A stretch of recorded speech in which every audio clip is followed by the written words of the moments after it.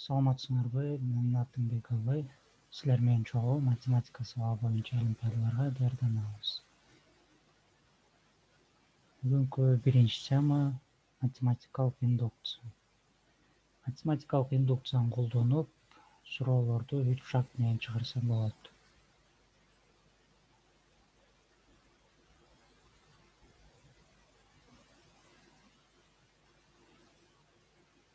Биринчи шарт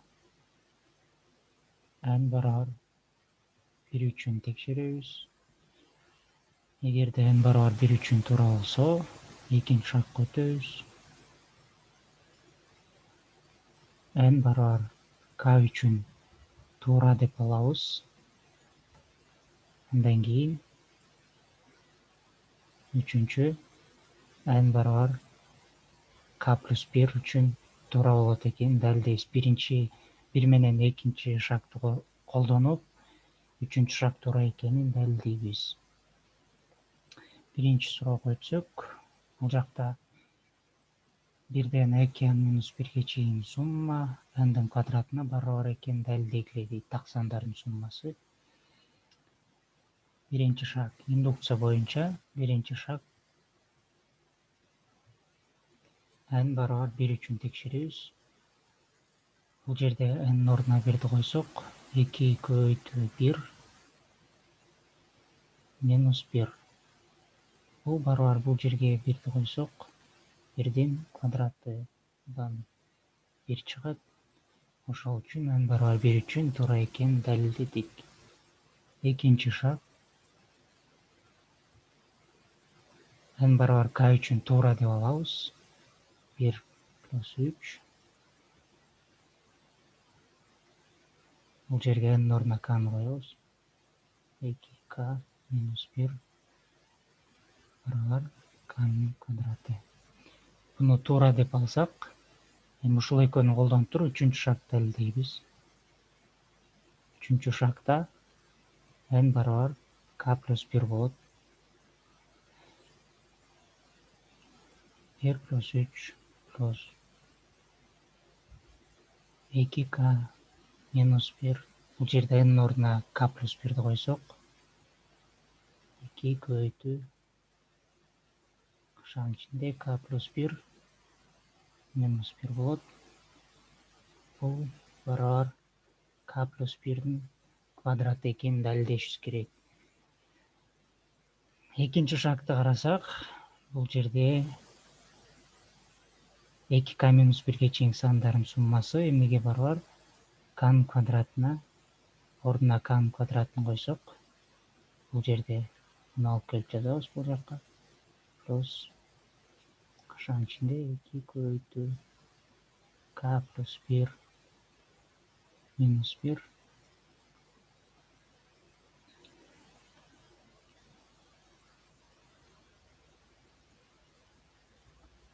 Бул эмнеге барабар? K'нын квадраты плюс 2 көбөйтүү кашаны ача турган болсок, 2-ни k'га көбөйтөбүз. 2k плюс 2-ни 1ге көбөйтөбүз. 2 минус 1. 2ден 1ди кемитсек 1 болот. K'нын квадраты плюс 2k плюс 1. Бул канчага барабар? K плюс 1дин квадратына барабар. Мен далилдеш керек эле, k плюс 1дин квадратына барабар экенин далилдеш керек эле. Үчүнчү шарт туура болуп чыкты. Үчүнчү шартты далилдедик. Ошентип эле индукцияны колдонуп чыгарып кетиребиз суроолорду. Экинчи суроо. 1ден n'ге чейинки сандардын квадраттарынын суммасы ушуга барабар экенин далилдегиле. Мурунку суроодогудай кылып эле биринчи шартты n барабар 1 үчүн текшеребиз. N'нин ордуна 1ди койсок, 1дин квадраты барабар 1 плюс 1 көбөйтүү 2 1ге көбөйтөбүз плюс 1 бөлүнгөн 6. Бул жерде канча чыгат? 1 плюс 1 2. 2 плюс 1 3. Бул барабар 2 көбөйтүү 3 бөлүнгөн 6. Бул барабар 1. N барабар 1 үчүн туура экенин далилдедик. Экинчи шаг NK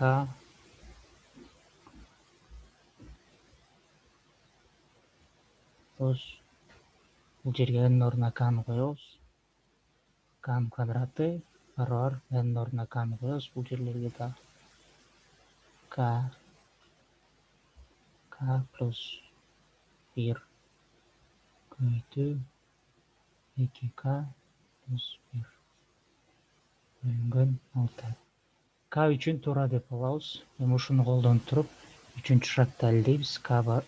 N барабар k плюс 1ге. Үчүнчү шаг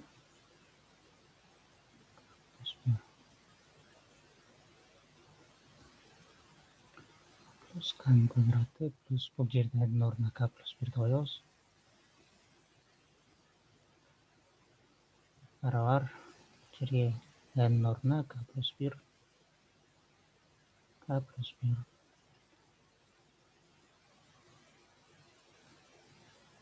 плюс 1 плюс 1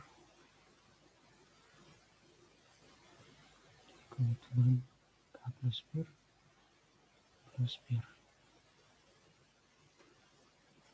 бөлүнгөн 6.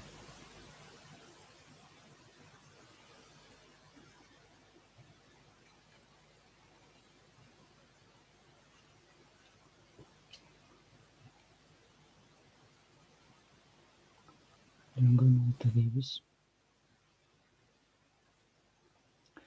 Бул жерде экинчи шагты карасак, 1ден k'га чейинки квадраттардын суммасы эмнеге барабар эле? Буга барабар. Ошону колдонобуз.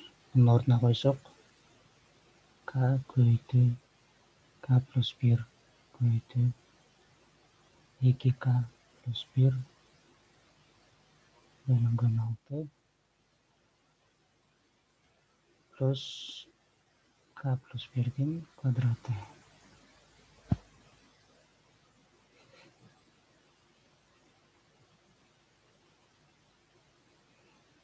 Эмнеге барабар? Эгерде бул жердеги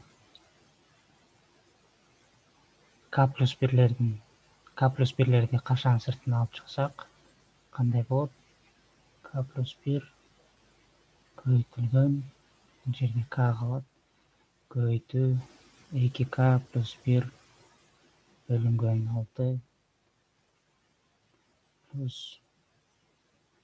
k плюс 1.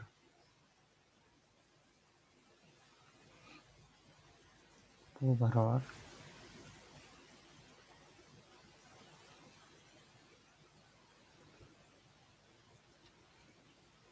буну 6га көбөйтсөк, өйдөсүн дагы ылдыйында 6га көбөйтсөк, кандай болот?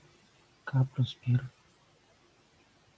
көбөйтүү k көбөйтүү 2k плюс 1 бөлүнгөн 6 плюс 6 көбөйтүү k плюс 1 бөлүнгөн 6.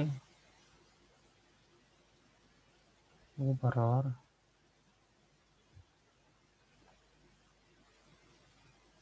k плюс 1 көбөйтүлгөн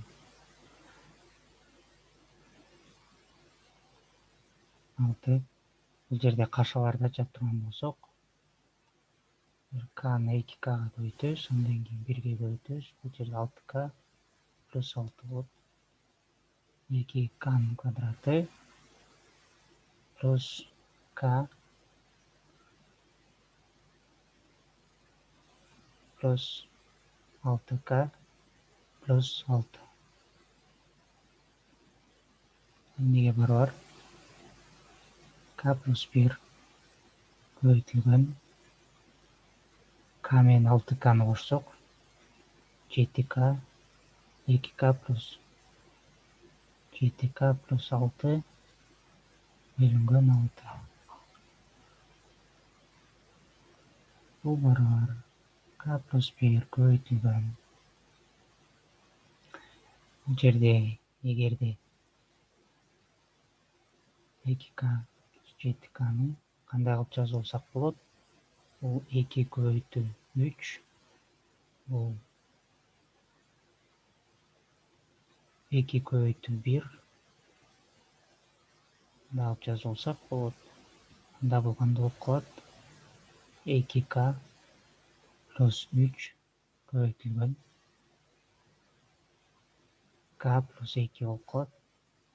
Бул эмнеге барабар? 2k плюс 2 плюс 1ге барабар. 3'тү 2 плюс 1 кылып жазуулсак, экилерди кашанын сыртына алып чыксак, 2 көбөйтүү k плюс 1 плюс 1. Ошондо 2 көбөйтүү k плюс 1 плюс 1 көбөйтүлгөн k плюс 2. K плюс 2. Эми 2k квадрат плюс 7k плюс 6 бул жерде ошонун ордуна буну кое турган болсок, кандай болуп калат? 2 көбөйтүү k плюс 1 плюс 1 көбөйтүлгөн k плюс 2 бөлүү 6 болуп калат. Бизге эмнени далилдеш керек эле? Далилдеш керек болчу k плюс 1 көбөйтүү 2k плюс 1 көбөйтүү k плюс 2. Далилдедик. 3-ші шаг үчүн да туура экен. Кийинки суроого өтсөк.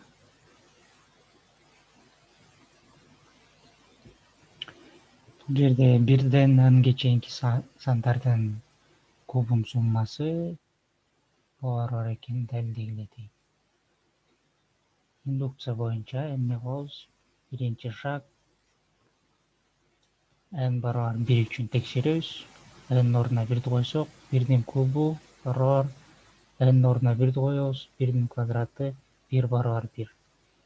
Биринчи шаг туура экен. Анда экинчиге өтөбүз. Экинчи шаг n барабар k үчүн туура деп алабыз. Бул жерде n ордуна k'ны коебуз.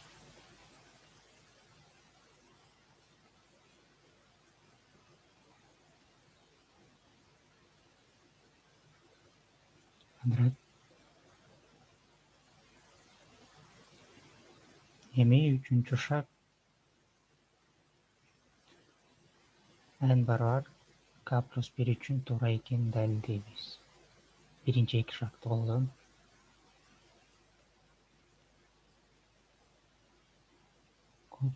Плюс k плюс 1 үчүн туура экенин далилдейбиз.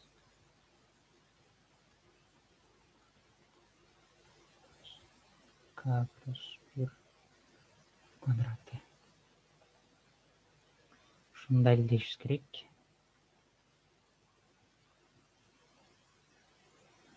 Бул жерде экинчи шагты карасак, 1-ден k'га чейинки кубтардын суммасы эмнеге барабар эле? Буга барабар. Ошондо бул жерге ордуна 1-ден k'га чейинки сумманын квадратын жазабыз. 1 плюс 2 плюс k квадрат плюс k плюс 1 куб. Эми бул жерде 1-ден k'га чейинки сандардын суммасы эмнеге барабар болот? K көбөйтүү k плюс 1 бөлүнгөн 2. Мунун ордуна ошону жазсак, анда k көбөйтүү k плюс 1 бөлүнгөн 2-нин квадраты плюс k плюс 1 куб болуп калат. Кашаны ача турган болсок, бул жерде кашаны ачсак, k'нын квадраты көбөйтүлгөн k плюс 1 квадраты бөлүнгөн 2-nin квадраты 4 плюс k плюс 1 куб. Бул жерде k плюс 1'ин квадратын, бул жеринде k плюс 1'ин квадратын кашан сыртына чыгара турган болсок,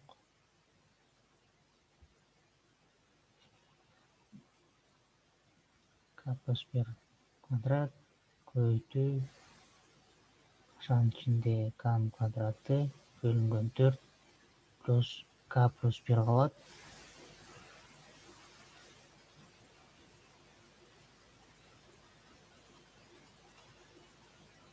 Бул эмнеге барабар? K'нын квадраты бөлүнгөн 4 плюс бул жакта 4кө көбөйтө турган болсок, 4 бөлүнгөн 4 жагы k плюс 1 болуп калат. Анда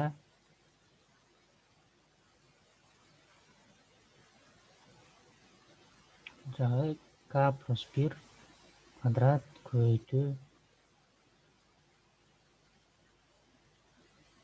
4 k'нын квадраты плюс 4 көбөйтүлгөн k плюс 1.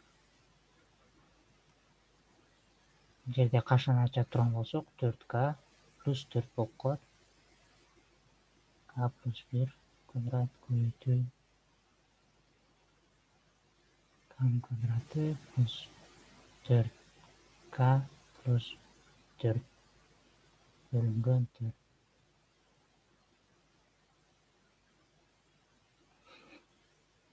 Бул эмнеге барабар?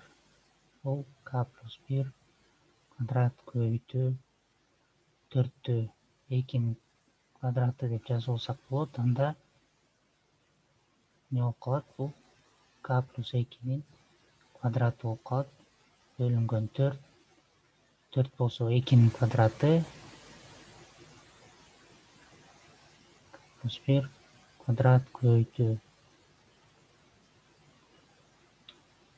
k плюс 2 квадрат. Бул жерде 2'nin квадраты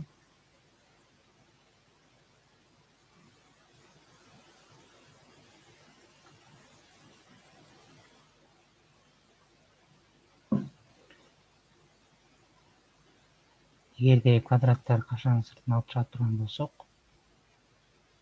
k плюс 1 квадрат көбөйтүү k плюс 1 k плюс 2 бөлүнгөн 2 квадрат болуп калат. Бузга квадраттар кашанын сыртына чыгара турган болсок, k плюс 1 көбөйтүлгөн k плюс 2 бөлүнгөн 2 жагында квадрат болуп калат. Суроо чыкты. Бул жакта бизге эмнени далилдеш керек эле?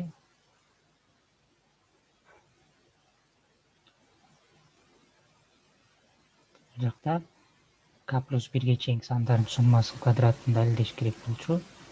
Бул деген k плюс 1, бул мисалы x деген санды алсак, бул анда эмне болуп калат? x плюс 1 болуп калат.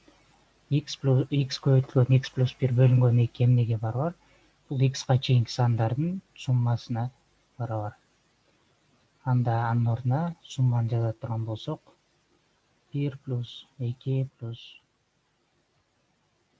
x бул жерде эмне? k плюс 1.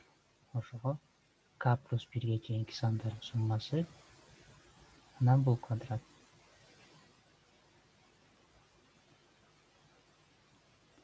Бизге ушуну далилдеш керек эле.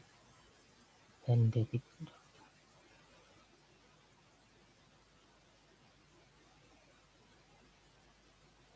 Индукция боюнча суроолорду ушундай эле кылып чыгарып кетиребиз. 3 эле шаг болот.